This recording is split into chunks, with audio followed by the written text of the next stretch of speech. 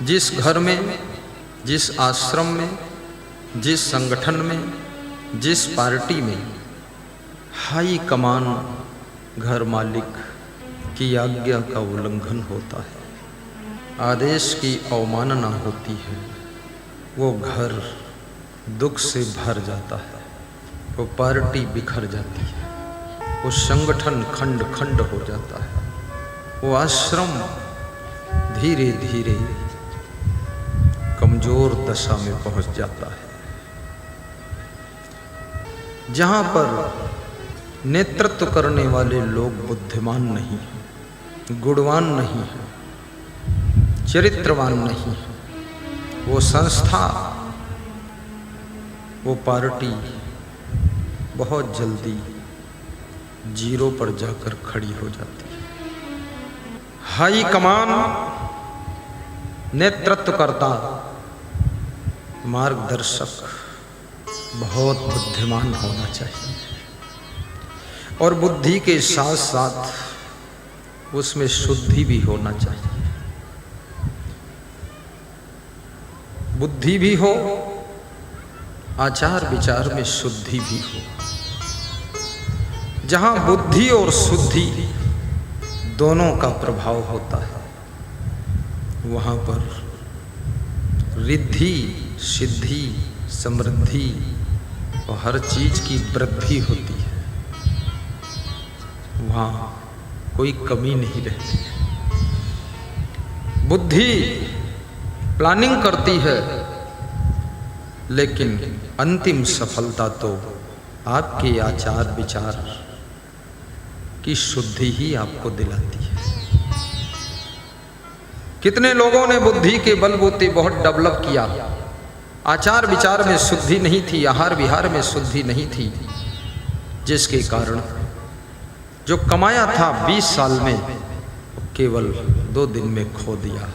याद रखना, बुद्धि कमा सकती है लेकिन शुद्धि उसकी सुरक्षा कर सकती है।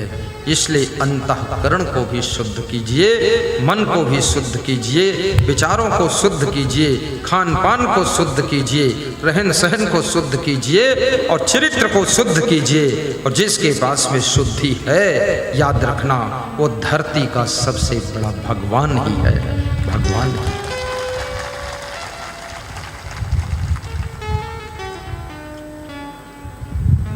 मनुष्य अपने हाथ पांव को धोकर शुद्ध करता है, शरीर को स्नान से शुद्ध करता है, लेकिन धन को कैसे शुद्ध करो? संत कहते हैं कि धन दान से शुद्ध होता है, ये शरीर स्नान से शुद्ध होता है और मन ज्ञान से शुद्ध होता है और पूरी जिंदगी भक्ति और साधना और तपस्या से शुद्ध हो जाता है। लेकिन कितने लोगों का तो स्नान करने का भी मन नहीं, स्नान करना नहीं चाहते। स्नान न करने से शरीर में पसीने की बदबू आती है। कितने लोग भोजन से पहले हाथ नहीं धोना चाहते, बोलते इसमें कुछ लगा नहीं,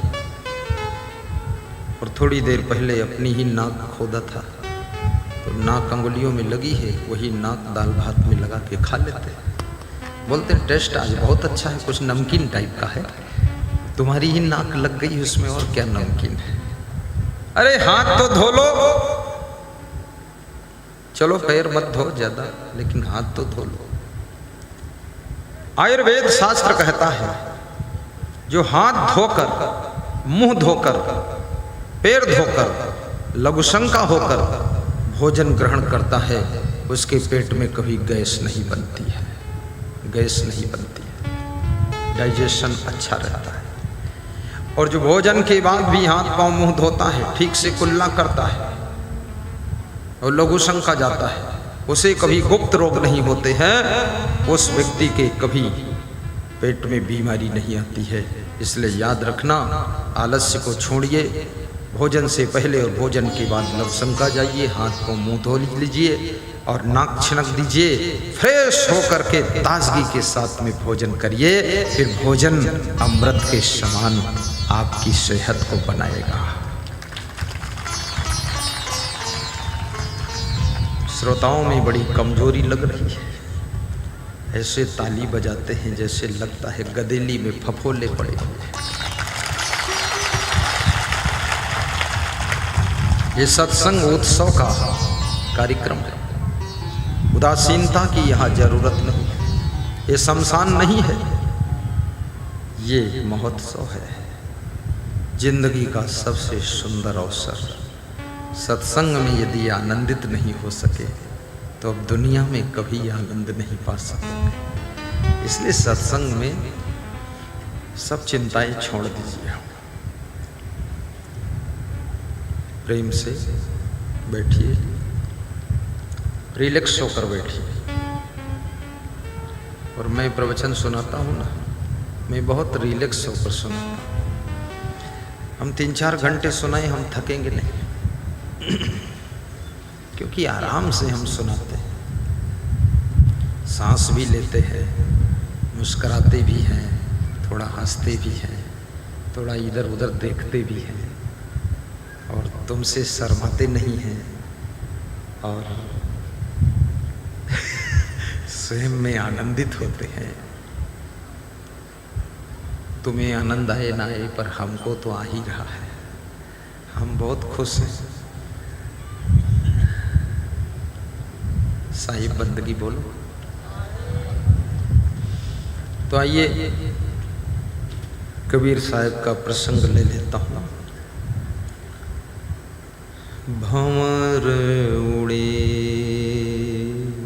सत सत सत, बगु बैठे आई भंवर उड़े। बहुत मार्मिक पंक्ति। तुम सोचते हो ये भंवरा बगुला की बात करते हैं, कबीर कौन बुद्धिमान व्यक्ति है, भंवरे बगुले से क्या मतलब? अरे भंवरे बगुले तुम खुद हो। भंवरे के माध्यम से तुमको समझा रहे, बगुले के माध्यम से तुमको समझा रहे। आदमी कोई साधारण बगुला है, जितनी बगुला मछली नहीं खाता उससे ज्यादा तो आदमी पकड़ पकड़ के खाता है। ये तो खतरनाक बगुला है, पढ़ा लिखा बगुला है। डॉक्टर और कलेक्टर बना हुआ बगुला है, और मिनिस्टर बना तो कुछ पूछो मत, 100 मछली खाता है। भयंकर बगुला है।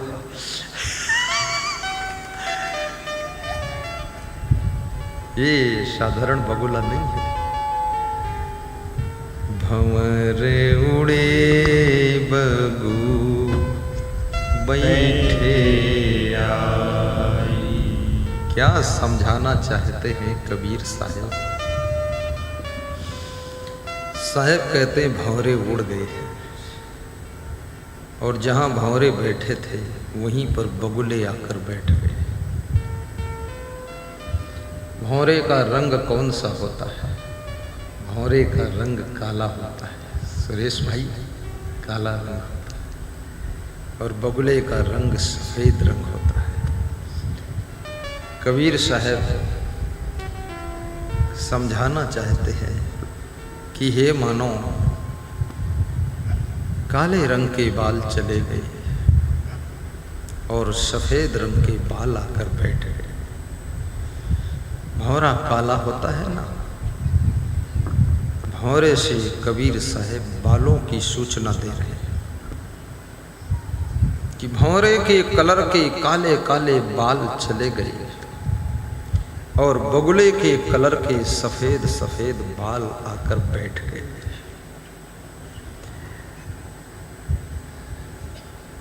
काले बाल चले गए, दुख की बात है, क्योंकि काले बाल सुंदर लगते हैं। काले बाल जब विदा होने लग जाते हैं तो चाहे जितना तेल लगाओ, चाहे जितना डेंट पेंट करो, पर ये मानते ही नहीं, भीतर से फिर काले ही निकलते हैं, सफेद ही निकलते हैं। तो मनुष्य इनको ब्लैक कलर से रंग भी देता है ताकि लोग ये न जान पाए कि बूढ़ा हो गया है। कोई बूढ़ा होना नहीं चाहता है, सब जवान बने रहना चाहते हैं। इसलिए कितनी महिलाएं तो ऐसे कपड़े पहन लेती हैं जो लगता है कि लड़की है कोई, लेकिन कितना कपड़ा पहनो पर शरीर तो ढल गया। ढलता सूरज धीरे धीरे ढलता है, ढल जाएगा। और कितने पुरुष भी छोटे छोटे शर्ट पहनते हैं, वो शर्ट छोटा पहनते हैं, बच्चू लाल वाला, ताकि लोग देखे तो सोचे अभी बच्चू लाल है। पर सब जान जाते हैं कि बूढ़े राम आ रहे हैं। जय राम जी की, बूढ़े राम जी की। कौन बच्चू लाल है? ये शरीर का धर्म है, बचपन, जवान और बूढ़ा होना। इसको कोई रोक नहीं सकता। थोड़ा सा समय को टाल सकते हैं। आहार विहार में संयम यदि करेंगे, भोग विलास कम करेंगे, प्रसन्न रहेंगे, चिंता टेंशन नहीं करेंगे, पेट का डाइजेशन संभाल कर रखेंगे, 10 साल बुढ़ापा आगे बढ़ सकता है। पर पूरा नहीं बढ़ेगा, आएगा, आ रहा है, आ चुका है, तुम्हारी दहलीज पर खड़ा है, खटखटा दिया है। क्योंकि बाल पकने का अर्थ है बुढ़ापे की एंट्री हो चुकी है। अब रोकने के लिए तैयारी करना है तो सबसे पहले टेंशन मुक्त रहो। टेंशन मुक्त तो लोग होते नहीं है, बहुत चिंता रहती लोगों को। और सबसे ज़्यादा चिंता जब तुम माँ बाप बनते हो, बच्चों के पैदा होने के साथ साथ चिंता और टेंशन भी पैदा होती है। उसी दिन से तुम्हारे शरीर में भारी कमजोरी आती है। तुम काम करने से नहीं थकते हो, तुम काम को बोझा मान लेते हो, टेंशन और तनाव में थक जाते हो। काम की सेटिंग करना तुमको नहीं आता है, याद रखना। मैनेजमेंट तुम्हारा कंप्लीट नहीं है, अरेंजमेंट राइट नहीं है, डिसीजन आपका फिट नहीं है, इसलिए बहुत गड़बड़ है। मैनेजमेंट सही करो।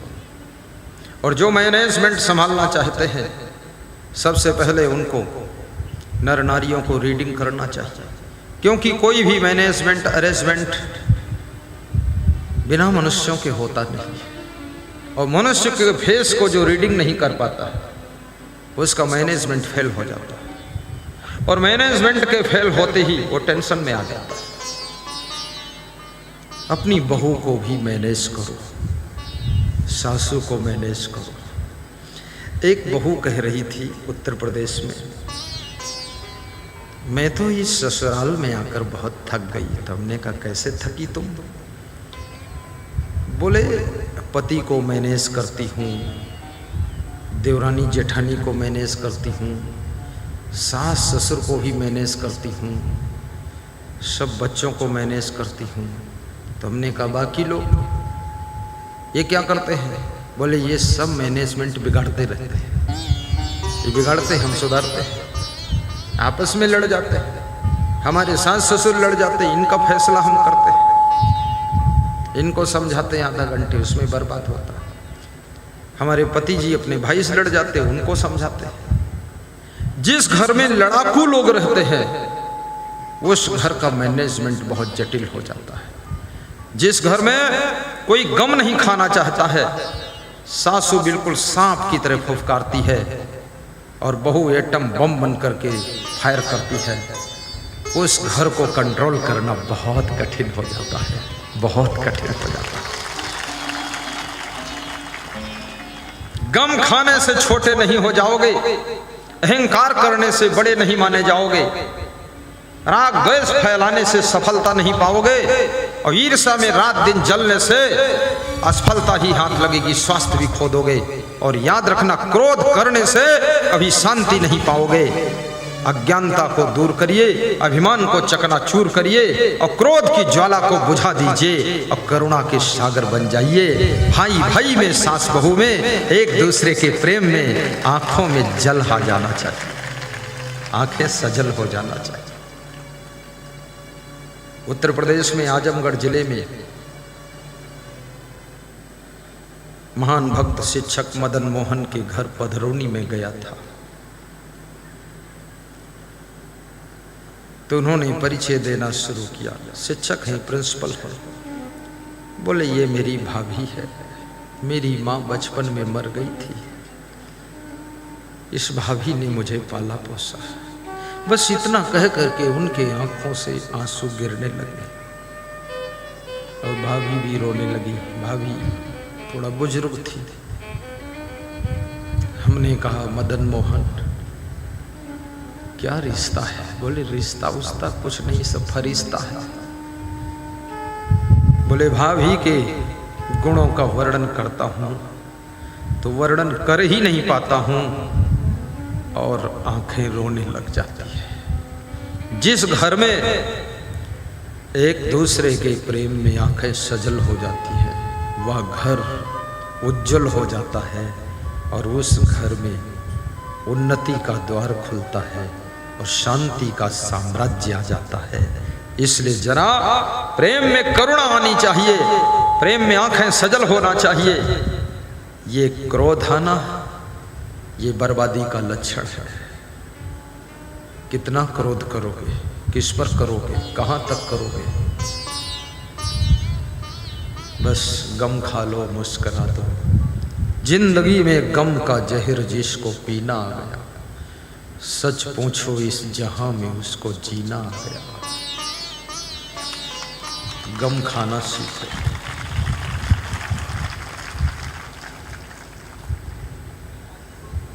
गम समान भोजन नहीं जो कोई गम को खाए।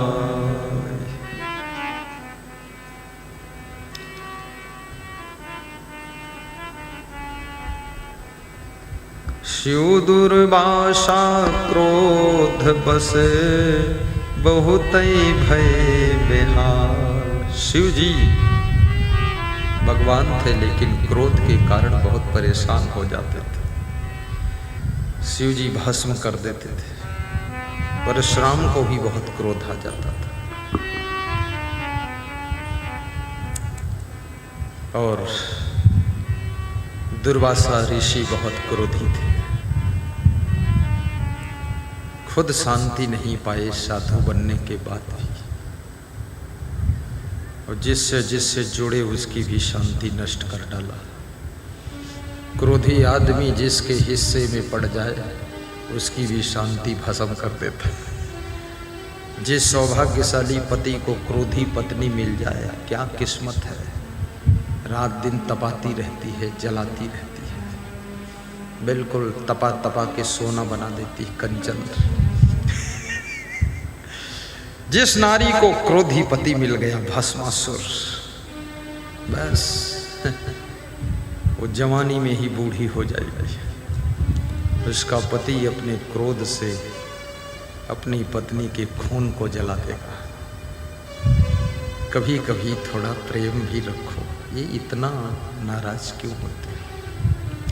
और सुधार भी करो, गौर भी करो, विचार भी करो। यदि आपके पिताजी एक बार समझाते हैं एक बात के लिए, सासू समझाती है, बहू कुछ समझाती है, पत्नी समझाती है, गौर कीजिए। आप माटी के धोधा क्यों बनेंगे?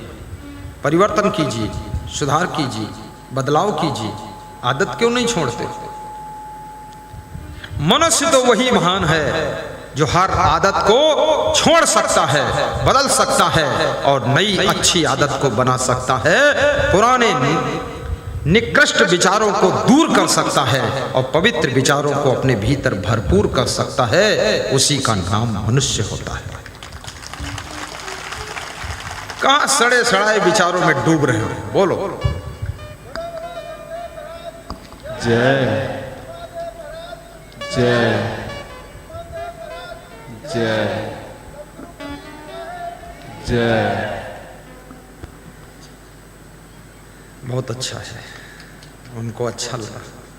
जिसको ज़्यादा अच्छा लग जाता है ना फिर वो खड़ा हो जाता है। और फिर चाहे कोई उसको बुरा कहे या भला कहे, वो हाथ उठा के जय बोल देता है। और जिसको उससे कम अच्छा लगा तो ताली बजा देता है, जिसको उससे भी कम अच्छा लगा तो मुस्कुरा देता है, जिसको बिल्कुल अच्छा नहीं लगा तो मुंह ऐंठ देता है।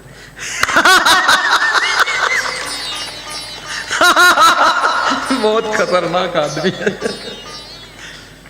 मैं यहां से सब रीडिंग करता रहता है बात।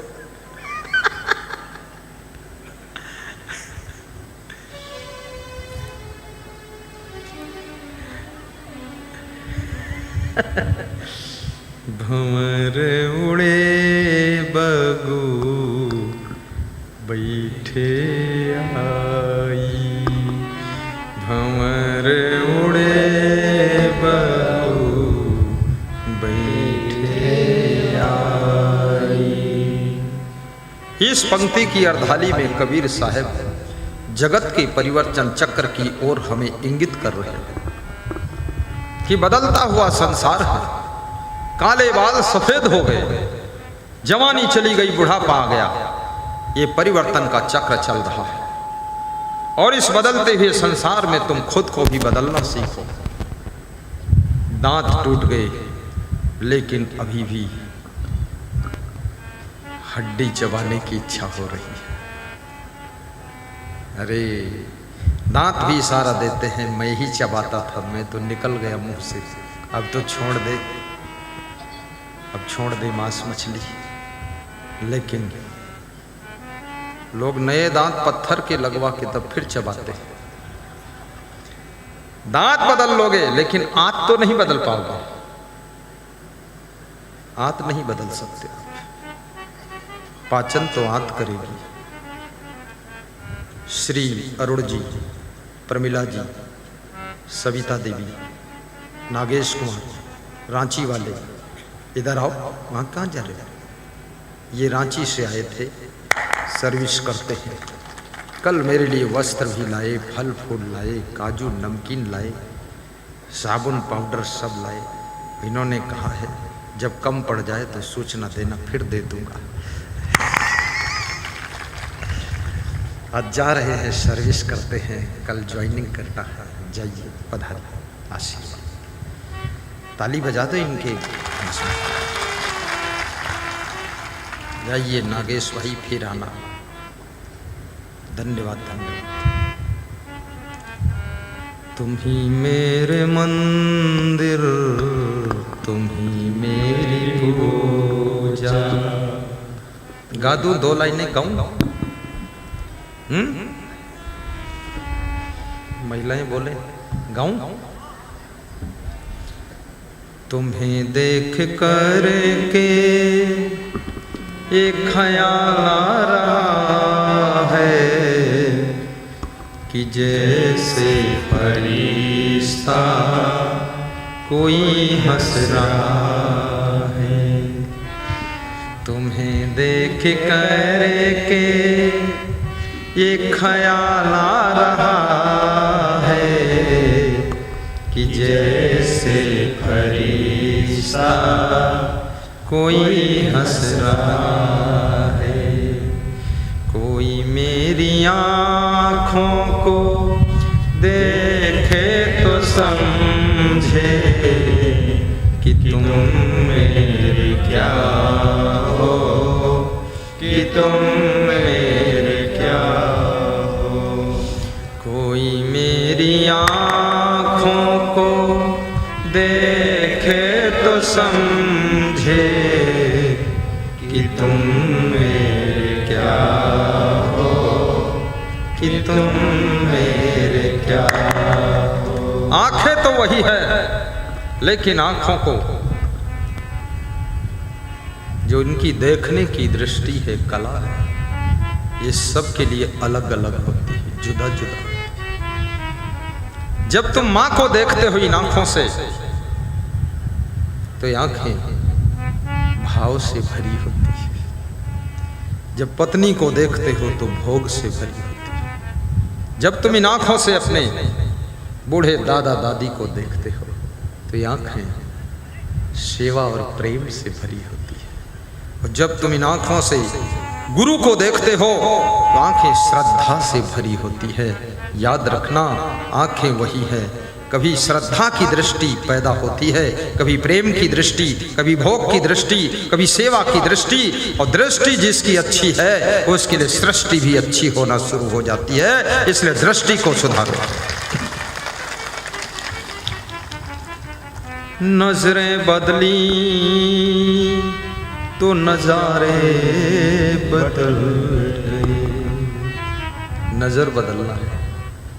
सूरदास ने तो अपनी आंखें फोड़ दी थी। सूरदास कहते थे, ना रहे बांस न बजे बांसुरी, ना रहे आंख और ना गलत देखेंगे, फोड़ दूंगा। लेकिन सूरदास से मैं पूछता हूँ, तुम जो देख चुके हो गलत, वो तो तुम्हारे मन में याद है, उसको सोचते रहोगे तो क्या करोगे? जो देख चुके हो वो कैसे भुलाओगे? अरे आंखें मत फोड़ सूरदास, आंखें लगी रहने दे, आंखें फोड़ मत, आंखें मोड़। फोड़ना नहीं है, मोड़ना है। जिन आंखों से संसार में हम भोग दृष्टि रखते थे, अब उन्हीं आंखों से संसार में हम प्रेम की दृष्टि बना लें। कान बहरा नहीं करना है। पहले कानों से गीत सुनते थे, फिल्मी गीत सुनते थे, गंदी गंदी बातें सुनते थे, विषय विलास के शब्द सुनते थे। अब इन कानों से हम गुरुदेव का सत्संग सुनेंगे। कान तो रहेंगे, अब सुनना बदल देंगे। क्या सुनना? आंखें तो रहेंगी पर देखने का तरीका, अंदाज बदल देंगे। हाथ तो रहेंगे लेकिन हाथों से कर्म बदल देंगे। पहले इन हाथों से कुकर्म भी कर देते थे, अब इन हाथों से केवल सत्कर्म करेंगे, सेवा कर्म करेंगे, परोपकार का कर्म करेंगे, सहायता का कर्म करेंगे। अब ये हाथ किसी को सताने के लिए आगे नहीं बढ़ेंगे, बल्कि जो सताए जा रहे हैं उनको बचाने के लिए आगे बढ़ेंगे। हाँ, हाथ काटना नहीं है, कोई इंद्रियों को काटना नहीं है। चक्कू को लेकर काट कूट मत करना। हाँ, ये सूरदास ने आंखें फोड़ी थी। मैं तो सूरदास के पक्ष में नहीं हूं। आंखें फोड़ा बहुत महान काम किया। अरे मैं होता तो रोक देता, मत फोड़ो, मैं बता दूंगा, आंख मोड़ो फोड़ो मत। लेकिन मैं था नहीं उस समय, तो फूट गई, बेचारा अंधा हो गया। अब स्नान करना भी मुश्किल, खाना पीना मुश्किल। अरे इतनी अमूल्य आंखें वो फोड़ रहे तुम?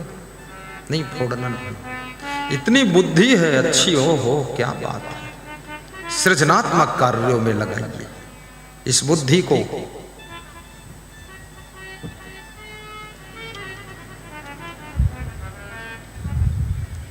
रचनात्मक कार्यों में लगाइए इस बुद्धि को। विध्वंसात्मक कार्यों में मत लगाइए। और निठल्ले बनकर भी मत बैठिए। कुछ लोग कुछ करना ही नहीं चाहते। अरे इतनी तीव्र बुद्धि मिली है, कुछ नहीं करोगे तो बहुत बीमार हो जाओगे, फिर दवाई करते रहो। इस बुद्धि से अगर काम नहीं लिया गया, इस शरीर से काम नहीं ले पाए, तो ये शरीर बहुत रोगी हो जाएगा। मन में भी बहुत क्रोध आएगा। सत्कार्यों में व्यस्त रहो। कबीर साहब बहुत मजेदार संत हैं, कहते हैं निष्कर्मी की निंदा कीजे, कर्म करे वाही चित दीजे। निष्कर्मी की निंदा कीजे, कर्म करे वाही चित दीजे। दुकानदारों को यहाँ से हटा दीजिए। कमांडो जाकर तुरंत रितेश दुकानदारों को हटाएं जो सीटी बजाता है, बिल्कुल बाहर कर दें दूर। और सीटी नहीं बजाएगा, सीटी बजाए तो कह दो घर चले जाओ। ये पोंपा मत बजाना कोई, पोंगा ओंगा बेचो भी मत अभी, बिल्कुल निकल जाओ फटाफट, अभी पहुंच जाओगे। पोंगा बेच रहे हो, खुद ढोंगा बने हो।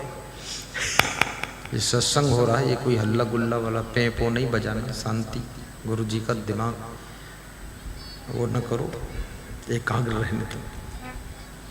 शायद निष्कर्मी की निंदा कीजिए, इसका मतलब क्या है? कबीर साहब बहुत परिश्रमी थे, बहुत मेहनती थे, बहुत पुरुषार्थी थे। देश विदेश हाँ फिरा गांव गांव की खोर, ऐसा जियरा ना मिला जो लेऊं फटक पछोर। ये कोई साधारण बात है? देश विदेश में भ्रमण करना, गांव गांव की गलियों में घूमना, सबको ज्ञान देना, संदेश देना, उपदेश देना, बहुत कठिन काम है। आलसी व्यक्ति, निष्कर्मी व्यक्ति, निकम्मा, निठल्ला, वो तो कहीं जाएगा ही नहीं, आश्रम पे पड़ा रहेगा, उतान भूत बना हुआ, सोता रहेगा उसी कमरे में, जो भी आलू वालू छोल छाल के खा लेगा, बात खत्म। अरे आलू मत छोल, देश विदेश में जा जा करके मानव समुदाय के अंदर इतनी बुराइयों की घास पैदा हो चुकी है, उस घास को उखाड़ उखाड़ कर सत्संग के माध्यम से बाहर फेंको, ताकि लोगों की जिंदगी में सुख शांति की फसल लहलहाने लग जाए और लोगों का जीवन रूपी खेत धन्य हो जाए। ये साधु का काम है। साधु का काम केवल भंडारा खाना नहीं है कि खूब अचला पहने और चंचल रहे। अचला का मतलब अचल हो जा वैराग्य में, पगड़ी बांधे और रगड़ी मारे। अरे पगड़ी बांधा है, बड़ी जिम्मेदारी का प्रतीक है पगड़ी, ऐसे थोड़े है कड़ी खोपड़ा में लपेट लिया पगड़ी जा रहे। ये बहुत बड़ी जिम्मेदारी का प्रतीक होता है पगड़ी, बहुत बड़ी जिम्मेदारी साधु को। धर्म की रक्षा करना साधु की जिम्मेदारी है। राजा धर्म की रक्षा करता है और दूसरा साधु धर्म की रक्षा करता है। राजा शासन प्रशासन से रक्षा करता है और साधु सत्संग और संस्कार से धर्म की रक्षा करता है। शासन प्रशासन गोली मार करके अपराध करने वाले अपराधी का अंत कर देता है, लेकिन साधु संत अपनी ज्ञान की गोली से अपराधी का अंत नहीं करता है, अपराध का अंत करता है और अपराधी को महान बना देता है। ये साधु संत का काम होता है। जय जय जय। वाह, बहुत सुंदर। ये दूसरा अध्याय पूरा हुआ। हाँ, एक अध्याय पर जयकारा हो जाती है। अब जितनी बार जयकारा होगी उतने अध्याय हो गए, समझ लो। कोई मेरी आँखों को देखे तो समझे कि तुम मेरे क्या हो, कि तुम मेरे क्या हो। अभी यहाँ व्यास गादी पर दर्शन के लिए लोग आ रहे थे। एक बूढ़ी माता लगभग 70 वर्ष प्रणाम करने आई, आशीर्वाद लेने। बहुत खुश थी वह, बहुत खुश थी। तो मैं उनको देखा, सबसे ज्यादा मैंने उन्हीं को देखा गौर से कि माता जी इतना खुश कैसे है। उसको लगा कि तीनों लोक का राज्य मिल गया है दर्शन से। अब जिस भाव से उसने दर्शन किया है, वो भाव जिसका जिसका बन जाएगा, उसको दर्शन से वही अपार खुशी मिल जाएगी। भाव से खुशी मिलती है। किस भाव से दर्शन कर रहे हो? भाव दो, भक्ति दो। क्या मांगना है गुरुदेव से? कुछ नहीं चाहिए। भाव मिल जाए, भक्ति मिल जाए, भक्ति की राह पर चलने की शक्ति मिल जाए, अपने धर्म कर्तव्य को भूलूं ना, आपको रोज याद करूं, सुबह शाम ध्यान कर लूं।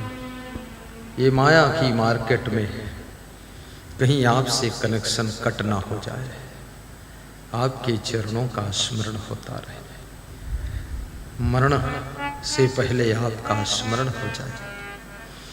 भाव दो, भक्ति दो, भक्ति की बेलूर मठ में शक्ति दो, स्वामी विवेकानंद जिस समय नरेंद्र के नाम से जाने जाते थे, अपने गुरु के पास में रामकृष्ण परमहंस के सानिध्य में जाते हैं। रामकृष्ण ने कहा कुछ मांग लो, कुछ वरदान मांगना, आशीर्वाद। रामकृष्ण काली देवी के पुजारी थे।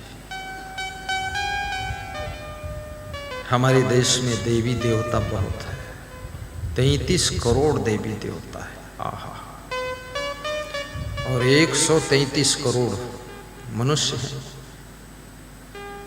4-4 मनुष्यों पर एक एक देवता की ड्यूटी लगी है, और तब भी ये मनुष्य इतना नालायक है, दारू पी लेता है। मैं तो ये देवी देवता से कहता हूं कि इसकी बोतल छीनकर फेंकते क्यों नहीं? आखिर 33 करोड़ तुम भीड़ मचा रखे हो खाम खा।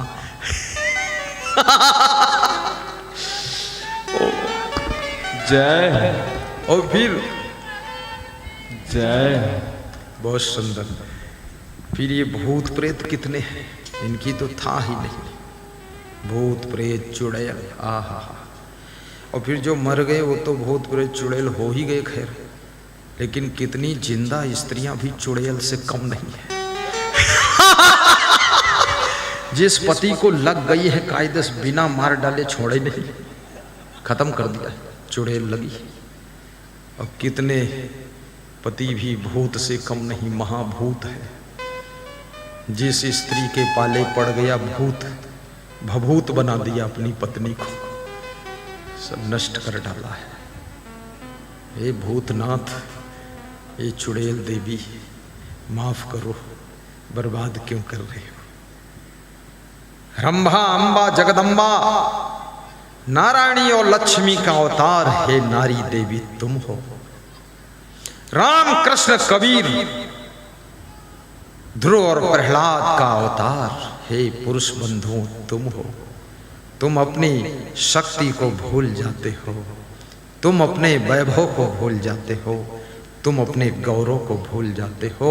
कहाँ ये माया के टुकड़ों के लिए दर दर ठोकरें खाते हो। सुख तुम्हारा नष्ट हो जाता है। सुख ढूंढ रहे तुम वन में, गिर गहवर के कंदर में, पर पता नहीं तू पाया वो है तेरे अंदर में, वो है तेरे अंदर में। ये बीड़ी में सुख ढूंढ रहे हो, आहा, ये 2 रुपए की बीड़ी में सुख मिल सकता है। सुख कहीं पैसे से मिलता है, सुख कहीं बीड़ी से मिलता है। और बीड़ी में सुख होता ना तो बेचने वाला बेचता नहीं, वो पति पत्नी बैठकर पूरे बंडल पी जाते। सब सुख खींच लेते, अंदर ही भर लेते पेट में। दारू में सुख कहाँ है? दारू बनाने वाले मालिक कभी नहीं पीते हैं। बेचने वाले भी कितने लोग हमको मिले, बोले हम पीते नहीं, केवल बेचते हैं। तो हमने कहा बेचते क्यों हो? लोग खरीदते हैं तो बेचते हैं। हमने कहा बेचो मत तो खरीदेंगे। बोले तो खुद बना के पिएंगे, इसलिए बेच देते, थोड़ा प्रॉफिट हो जाता। बिहार सरकार ने शराब बंद कर दिया। सरकार का तो अरबों का घाटा हो गया, राजस्व में गिरावट आ गया। लेकिन दुगनी तिगुनी 4 गुनी कीमत दे करके शराब कहीं से आ रही है, पड़ोसी प्रदेशों से आ रही है। बॉर्डर पर लगी हुई पुलिस की भी कमाई हो रही है। वो भी 1 बोतल ले लेते हैं, कुछ पैसे भी ले लेते हैं कि चले जाओ, ठीक है।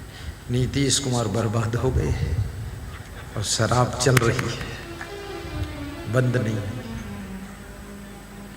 शराब पीने वालों के कार्ड बनाना चाहिए। जैसे राशन कार्ड बनता है ऐसे शराब कार्ड, कम से कम इनका लिस्ट में नाम आए और स्क्रीन में दिखाया जाए कि ये शराबियों की सूची है। बेइज्जती तो हो इन बेवकूफ़ों की। हाँ, मैं तो मुख्यमंत्री हूँ, तुरंत शराब का कार्ड बनेगा, बिना कार्ड शराब मिलेगी नहीं। और कार्ड में परमिशन भी होगा कि रोज नहीं मिलेगी, तीसरे दिन मिलेगी और 1 बोतल से ज़्यादा नहीं मिलेगी। और कार्ड, जिसका शराब का कार्ड बना उसका राशन कार्ड रद्द कर दिया जाएगा, ये शर्त होगी। जब शराब खरीद कर पीने के पैसे हैं तो दाल चावल खरीद कर खाने के लिए पैसे क्यों नहीं? क्यों नहीं? नहीं दूंगा दाल चावल तुमको, वोट दो चाहे भाड़ में जाओ तुम, 5 साल तो तुमको रगड़ के सुधारी दूंगा मैं। हाँ, दोबारा मुख्यमंत्री बनने की जरूरत ही नहीं। हम तो नए नए कानून लाएंगे, नई नई व्यवस्था। मेरे मन में इच्छा थी लेकिन मेरे गुरु की आज्ञा नहीं मिली। नहीं, अब तक तुम हमें मुख्यमंत्री के रूप में भी देखते, प्रवचन भी सुनाता और भाषण भी करता, और शासन और अनुशासन और प्रशासन सब चलता, वाणी भी चलती और बाण भी चलता, और बोली भी और गोली भी। जो प्रवचन से न सुधरे तो फिर योगी आदित्यनाथ की तरह परम धाम पहुंचा देते। हाँ। सुधर नहीं रहे तो क्या करना पड़ेगा? मोक्ष दे दूंगा तुमको, सुधर जाओगे फिर।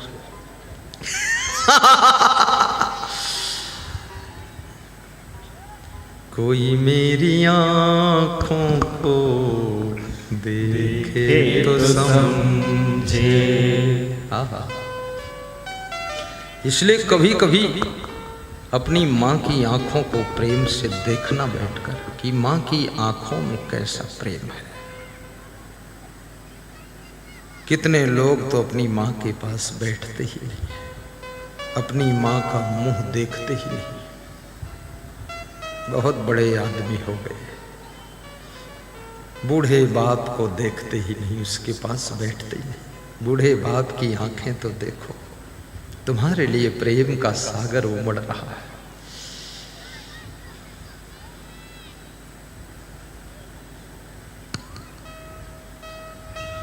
बहन की आंखों को देखना कि तुम्हारे लिए कितनी करुणा है उसकी आंखों में। तुम जब बर्बाद होते हो, तुम्हारी बहन को भी बहुत बड़ा दुख होता है, माँ बाप को भी दुख होता है। तुम जब उन्नति करते हो, सम्मान प्राप्त करते हो, माँ बाप को बहुत खुशी होती है। मैंने देखा हीरा बहन, मोदी की माँ, बूढ़ी है, मुंह में दांत नहीं है, जब मोदी को देखती है तो मुंह खोलकर हंसती है, तो मुंह में पूरा छेद दिखता है, दांत तो ही नहीं। मोदी भी देखकर मुस्कुरा देता है कि मेरी माँ कितना खुश है। माता पिता, दादा दादी, भाई बहन सबको खुश करना चाहते हो। बुराइयों का पथ छोड़ दो, शराब का पीना छोड़ दो, बेविचार छोड़ दो, कुकर्म छोड़ो, आलस छोड़ो, मेहनत करो, उन्नति करो और सम्मान लेकर घर लौटो और ऊंचे ऊंचे पदों को भी प्राप्त करो। माँ बाप गदगद हो जाएंगे, उनकी आंखें तो देखो, उनके पास समय निकाल कर बैठा भी करो। कभी कभी अपनी पत्नी के पास भी बैठो, अपनी पत्नी को गौर से देखो कि उसका कितना भाव है तुम्हारे लिए। कितने लोग शादी के बाद धन कमाने की दौड़ में इतना अंधे हो गए कि अब ना पत्नी के पास बैठने का टाइम है, ना बच्चों को देखने का टाइम है, ना माँ बाप को देखने का टाइम है। बस दूर ही से अलार्म बज रहा है, अरे नहीं, थोड़ा बैठो, प्रेम से बैठो, एक दूसरे के प्रेम को भी देखो तो जरा। प्रेम इनका देख लो, नेम इनका देख लो, त्याग इनका देख लो, तप इनका देख लो, कितने महान हैं ये लोग। अपने बच्चों को भी देखो गौर से। जब तुम्हारा छोटा बच्चा तुमको कहता पापा, उसके गले की आवाज, उसके हृदय की आशा, उसकी आंखों का प्रेम भरा भाव देख करके करुणा विगलित हो जाओ। गोद उठा लीजिए, थोड़ा 2 मिनट प्रेम दे दीजिए। आपके द्वार पर बंधे हुए पशु, गाय भैंस, उनको भी जरा गौर से देख लिया करो। दृष्टि से प्रेम कर दो। मैं अपने आश्रम जाता हूँ, छत्तीसगढ़ वाले आश्रम में, वहाँ गौशाला है, तो गायों को देखने जरूर जाता हूँ। तो उसमें के बछड़े कोई कोई मेरे पास आ जाते हैं। गायें सब देखती हैं मुझे गौर से, वो समझती हैं कि यही मेन है, इसको अगर डील कर लूँ तो गुड़ खाने को मिलेगी। तो बड़ी कान ऊंचे नीचे करती हैं, पूंछ हिलाती हैं और मेरी ओर ऐसे देखती है। तो मैं आदेशित भी कर देता हूँ इनके लिए विशेष प्रबंध किया जाए, बड़े सुख से रहती है। पशु पक्षी भी तुम्हारे प्रेम को पहचानते हैं। और ये संसार प्रेम करने वालों के लिए ही स्वर्ग है, क्रोध करने वालों के लिए नरक है। कबीर साहब कहते हैं बीजक में, 2.5 अक्षर प्रेम का पढ़े सो पंडित होए। साहब कहते हैं ये शास्त्र पढ़ने से तुम विद्वान हो सकते हो, लेकिन बिना प्रेम के तुम पंडित नहीं हो सकते हो। अपने पतोहू से भी प्रेम व्यवहार करो। जीव प्रेम का भूखा है। भोजन कम मिले कोई बात नहीं, और भोजन मिले भी तो भी ज्यादा मत खाओ। कितने लोग मैंने देखा तसला भर भात खाते हैं। मैं तो सोचा ये भैंस है कि आदमी है क्या। बस खोपड़ी बची है, बुद्धि खत्म, क्योंकि ज्यादा खाने से बुद्धि खत्म हो जाती है। बुद्धि घटे बहु भोजन खाए। इसलिए पत्नियां अपने पतियों को खूब खिलाती, खूब खिलाती, खूब खिलाती। पति सोचता हमको बहुत मानती है, 10 मालपुआ एक साथ उनके थाल में डाल देती है। पति सोचता वाह, हर हर गंगे, मेरी पत्नी गंगाबाई कमाल कर रही है, मालपुआ की लहरें उठ रही, और इसलिए खूब खिला रही ठोस ठोस कर कि इसकी बुद्धि खत्म हो जाए, पूरा मूर्ख हो जाए, जो कहूँ वही करे, जहाँ बिठाऊँ वहीं बैठे गधा ये। इसलिए खूब खिला रही। कितने पति लोग भी अपनी पत्नी को खूब खिलाते हैं। बाजार से चुपके से लाते हैं बर्फी, समोसा, जलेबी, कचौड़ी, वाड़ में ले जाकर बेडरूम में खिलाते हैं। लो खा लो, चंडिका देवी खाओ, फिर हमें कूटो खूब। और वो खूब खाती है। आई थी पत्नी बनकर, वापस लौट कर गई हथनी बनकर। माँ बाप भी सोचने लगे डेवलप तो बहुत हुआ, 40 किलो की वजन गई थी और 140 किलो की होकर आई है, ये कोई कम विकास हुआ है। और समोसा जैसा फूला है इसे वो भी फूल गई। खूब खाते रहो समोसा, सत्यानाश होगी। अरे मत खाना ज्यादा, ये सब कचर पचर है। 60 साल में 70 साल में नौजवान लगोगे। बहुत अच्छा फार्मूला बताता। कभी कभी समोसा घर में बनाइए, आप भी खाइए, सबको एक एक दो दे दीजिए। या कोई शुद्ध हलवाई भी है लाए हो तो सब साथ में बैठकर खाइए। ये चुट्टी क्यों करते हो? चुरा कर खाओगे बेडरूम में चुपके से तो जल्दी जल्दी खाओगे, चबाओगे भी नहीं, क्योंकि सोचोगे कोई आ जाएगा देख लेगा तो। और जल्दी जल्दी खाओगे तो पेट भी खराब होगा, हजम भी नहीं होगा, फिर समोसा तुमको फुला देगा। हाँ, बम बम भोले रघुपति राघव राजा राम, अब पता न पावे सीताराम, और समोसा खाइन गंगा राम, और दारू पी के नंगा राम। ये सब गलत काम छोड़ो, खिला दो सभी को, दे दो एक एक पेड़ा, 2-2 पेड़ा, क्या रखा उसमें फालतू। प्रेम घटई नित ही कुछ मांगत, माने घटई नित पर घर जाए। तेजे घटई सब भोग की संगति, बुद्धि घटई बहु भोजन खाए। बहुत भोजन नहीं खाना।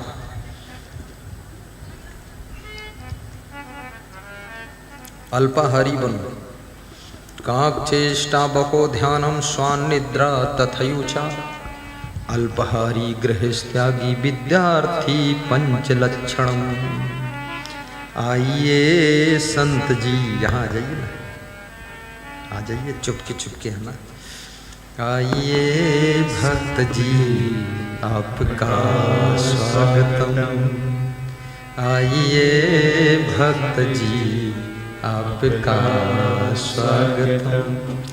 स्वागतम स्वागतम स्वागतम स्वागतम, आइए संत जी आपका स्वागतम। जल से है स्वागतम, फल से है स्वागतम, आइए सद्गुरु आपका स्वागतम, आइए सद्गुरु। गुनगुनाओ, तुम भी गा दिया। स्वागतम। आइए भक्त जी आपका स्वागतम, आइए भक्त जी आपका स्वागतम। प्रेम से स्वागतम, नेम से स्वागतम, स्वागतम स्वागतम स्वागतम स्वागतम, आइए संत जी आपका स्वागतम, आइए संत जी आपका स्वागतम, आइए भक्त जी आपका स्वागतम, आपका स्वागतम, आपका स्वागतम। साहिब बंदगी बोलो, साहिब बंदगी। कलकत्ता से भी 15-20 भक्त आए, भाव से आए, श्रद्धा से आए। कलकत्ता दूर है, पास में नहीं है। श्री योगेंद्र साहब खड़े हो जाओ, बलदेव साहब, विनोद साहब, कलकत्ता वाले सभी खड़े हो जाओ। सब लोग देख लें कम से कम तुम। भाव इनका देख लो, प्रभाव इनका देख लो। ताली बजाकर अभिनंदन करो। बैठ जाओ, बहुत प्रेम है। ज़्यादा लोग इसलिए आए हैं कि अब गुरुदेव को हम कलकत्ता भी ले जाएंगे, छोड़ेंगे नहीं। काली देवी कलकत्ते की कलकत्ता में भी प्रोग्राम होगा।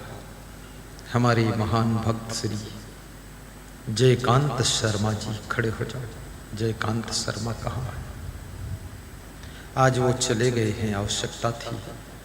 उनकी इच्छा है मैं जिम्मेदारी लूँगा और आपको कलकत्ता में बुलाऊंगा। परमानंद शर्मा की इच्छा है, हम भी उसी में मदद करेंगे। और सब मिलजुल कर, जब तमाम नाले मिल जाते हैं तो नाले फिर नदी बन जाते हैं, नदी बन जाते हैं। और जहाँ तमाम नदियाँ मिल जाती हैं फिर वहाँ समुद्र बन जाता है। और जहाँ कई समुद्र मिल जाते हैं तो वहाँ महासागर बन जाता है, महासागर बन जाता है।